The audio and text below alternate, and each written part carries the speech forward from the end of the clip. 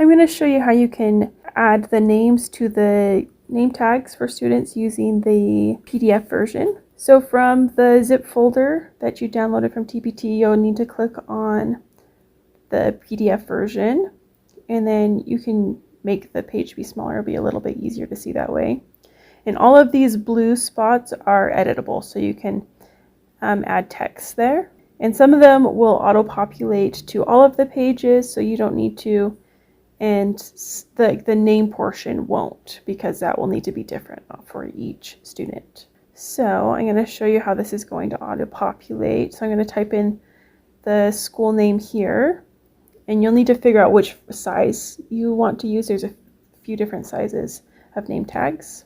And on this particular name tag, there's 2 lines for the school name, where most of the other ones just have 1. So you might not be able to fit elementary school in there. You might just need to make it be smaller. So I'll show you that in a minute.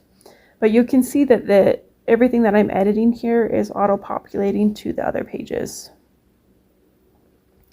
And then the black spot, the top black spot, is where you're going to put the name for each student. And you can see how it's auto-populating throughout the whole thing. This one has the school name on 1 line, and so it didn't auto-populate there. But it will make the text be smaller to make it fit if you do want to fit the whole school name there, or you can make it be a shorter name.